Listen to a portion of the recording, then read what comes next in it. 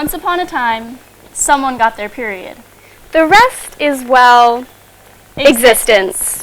Once upon a time, I got my period. And I did too. I stood in the sand and looked down at my swimsuit, which was now colored with blood. My 12-year-old self felt like she had seen something she wasn't supposed to. I felt immediate shame, embarrassment, and fear over the thought of anybody else finding out. My new motto, ignorance is bliss.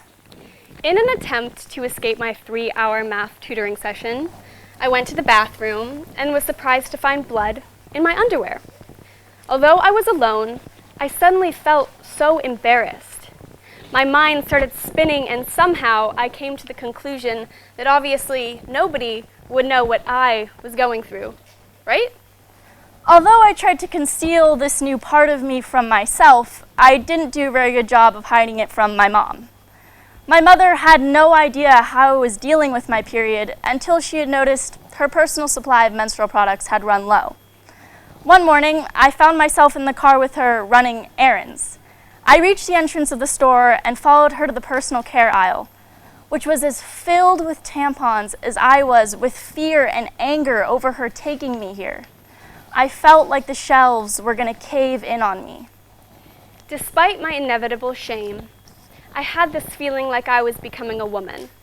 So when I went back to work on fractions, I was part of this new secret club. And the first rule was like Fight Club. You don't talk about it.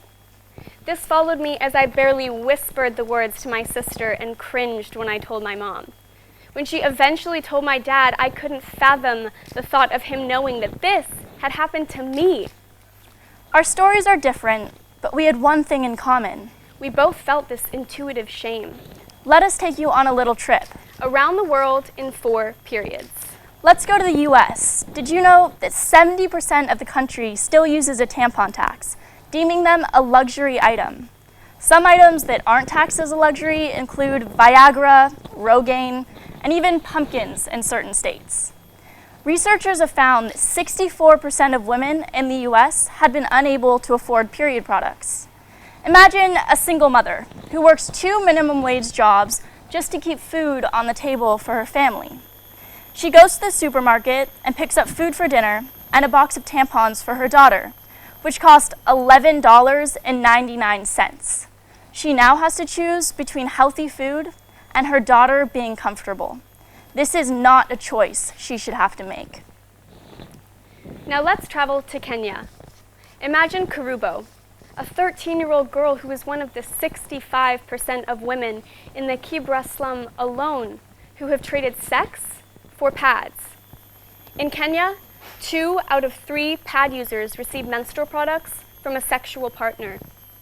In addition to this, due to the lack of education surrounding sexual health, 1 in 4 girls are not aware that menstruation is associated with pregnancy, so they do not take the correct precautions. It is heartbreaking that she has to give away her body just to take care of it. Now, we are in the rural mountains of Nepal. Here, menstruating women are forced to practice chapati, in which they are exiled to a cowshed for days during their bleed as they are considered impure.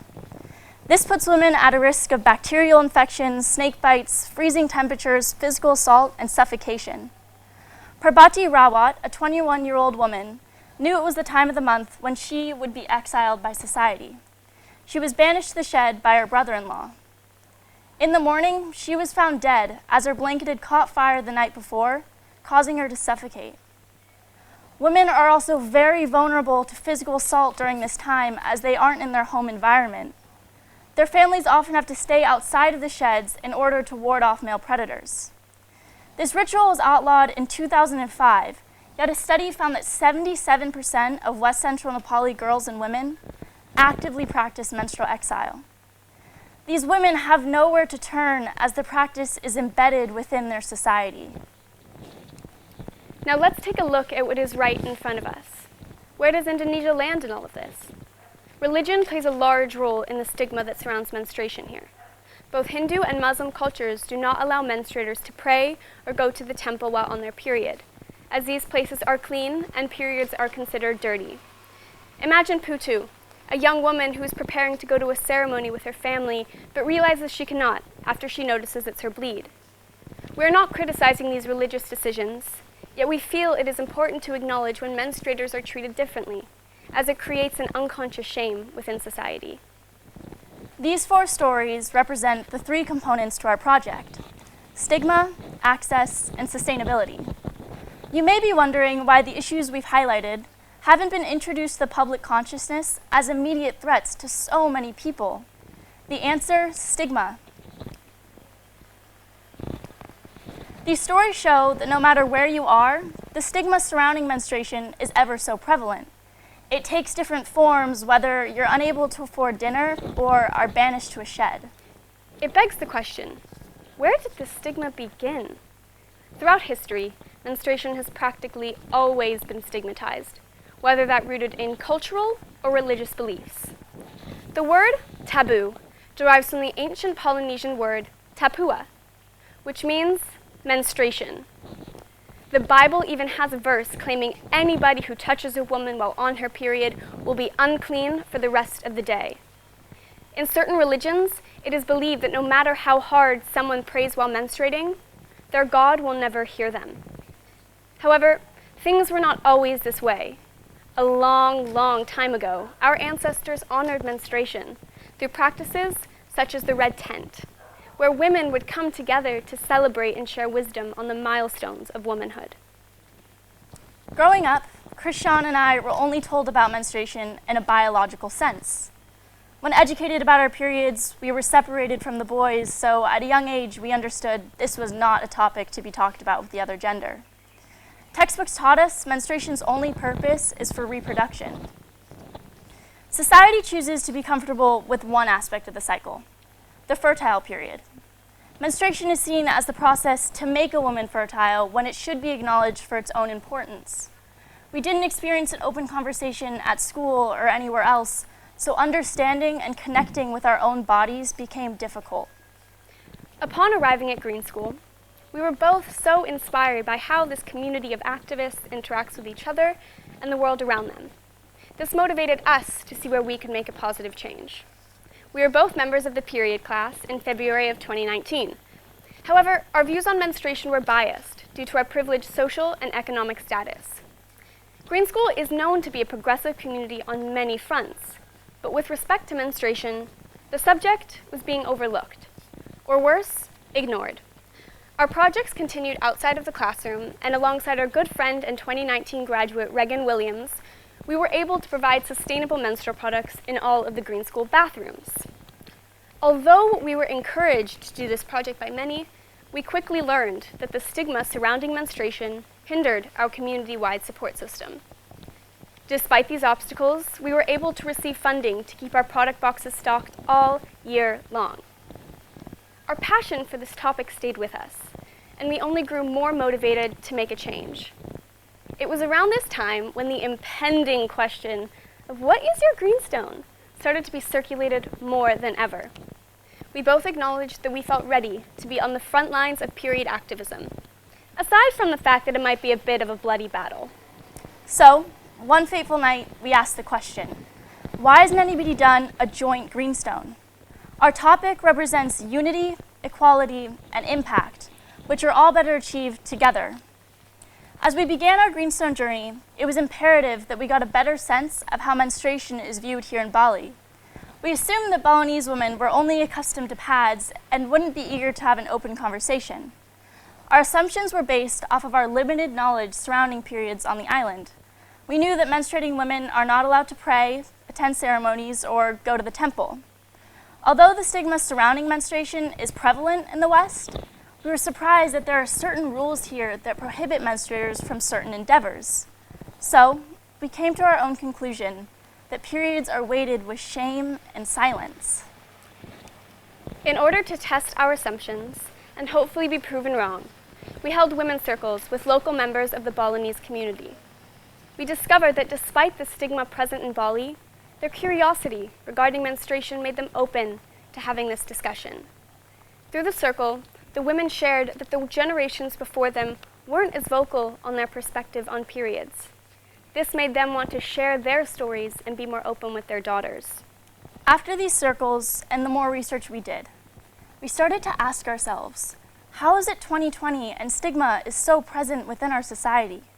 The answer is that nobody wants to talk about it. As a result of this denial, the detrimental issues continue to go unnoticed. We wanted to create a way for periods to become more visible and to build a more inclusive environment. Menstruators often feel that they have to hide the fact that they are on their periods. We choose to shift the paradigm. That is when we decided to rebrand periods. We were having discussions with our mentor, Lisi, when she brought up the idea of women wearing something that symbolizes their bleed. So, the red scarf was born. The purpose of this scarf is to wear it while menstruating as a way to recognize power and elegance. Periods won't change, but our perspective on them will. We hope people will wear these scarves with love and pride for their period because that is what it deserves. As a society, we have been conditioned to live linearly, to just push through. And although the menstrual cycle is literally a cycle, it is treated as a straight line. We need to learn how to be in harmony with the different and equally valuable aspects of our cycle. These natural patterns reoccur in ourselves, but also in the world around us. We plant different seeds and apply different care in winter than we do spring. This is exactly how we must honor our own bodies. The blood red scarves are made out of viscose, which is a fabric made up of sustainable elements. Our scarves were manufactured through Not a Stitch Up, which is a woman-run, eco-friendly company here in Bali. They are packaged in handmade tin boxes that are monogrammed with our logo and title, the Mara Project. We received positive feedback to the scarves from both the international and local community. Unfortunately, the pandemic halted our ability to distribute the scarves, but we were still able to hand out 50 to close friends and family. Going back to our three components, stigma, access, and sustainability. The scarves were focused on mitigating the stigma by creating a product that makes periods more visible. However, the issue of access was not being addressed. Menstruators will spend an average of $15,000 to $20,000 in their lifetime on period products. Needless to say, this is an incredible expense for a product that is essential for taking care of the human body. Toilet paper is provided in every public restroom and seen as a necessity. So why are period products? Roughly half the female population menstruates. Did you know that 800 million people menstruate every day, and 500 million of those people live in period poverty? Period poverty refers to the inadequate access to menstrual hygiene tools and education, including but not limited to sanitary products, washing facilities, and waste management. In India, only 12% of menstruators have access to menstrual products. Other items used include old rags, sawdust, pieces of mattresses, socks, and other materials that could easily induce infection. Lack of access creates unfortunate consequences and hinders menstruators' social and economic prospects. Not only is using alternative items as an absorbent or no products at all extremely uncomfortable, it prevents girls from attending school, work, or social engagements.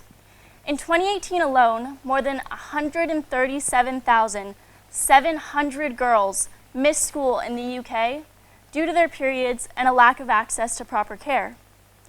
In Uganda, the average girl will miss 1 to 3 days of school a month due to her period. In the Karamoja region of Uganda, menstruating girls spend their days sitting on mounds of sand and putting rocks and banana leaves in their underwear as their schools don't provide proper hygiene facilities. Only 57% of girls will complete primary education. There are many reasons for this, but lack of menstrual care plays a large role. More often than not, early marriage occurs when young girls drop out of school, as it seems the most feasible option in taking care of their periods.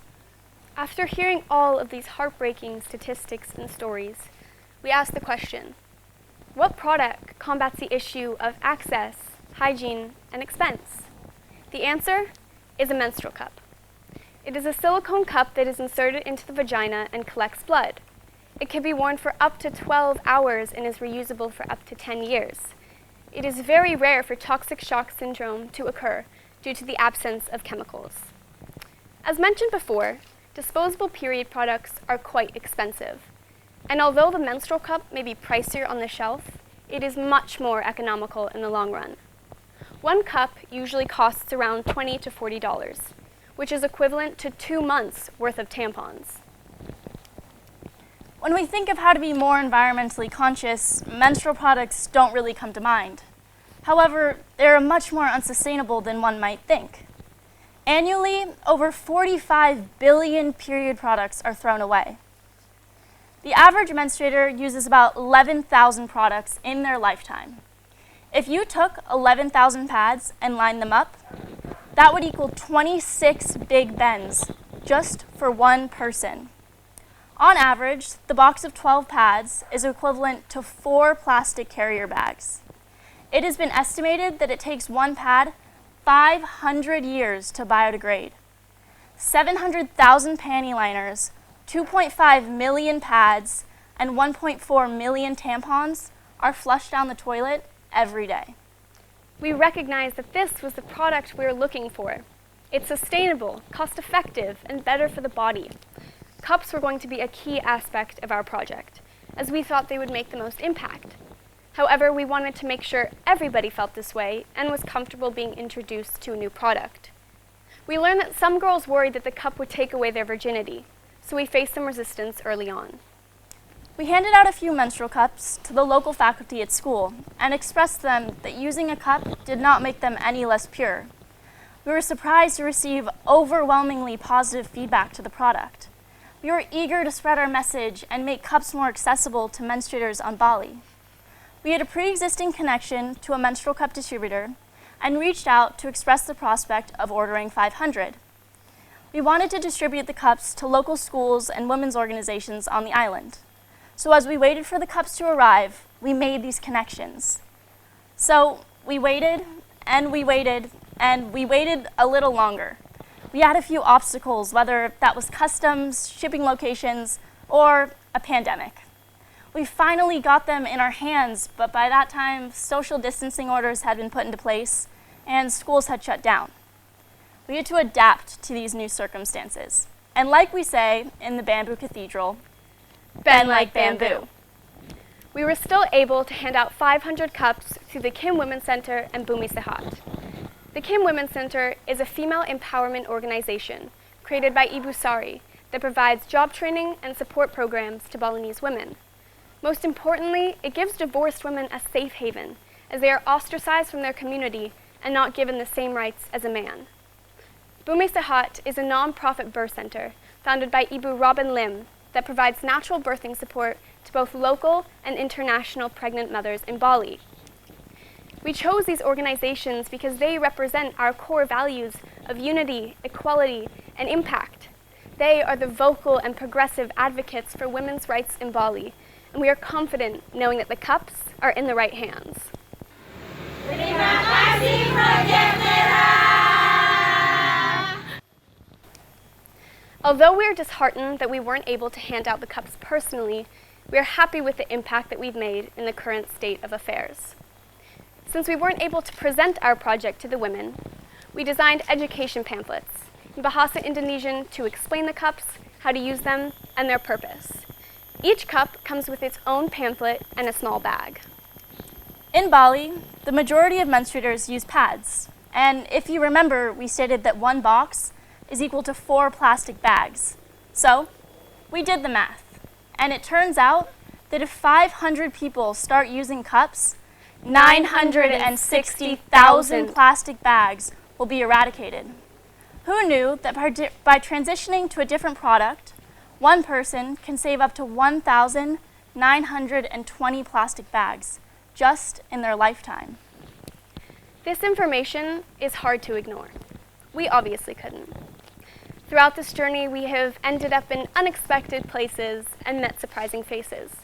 Yet the whole time, we felt so empowered because we wanted to be the role model our younger selves wish we had. Our incentive for this adventure was the hope that the next time a girl gets her period, she can say, "Once upon a time, I got my period, and I have this newfound superpower that gives life and will not stay blissfully ignorant." And I am part of this new, not-so-secret club. And the first rule is to tell everybody. And that's the bloody truth. Period. Thank you.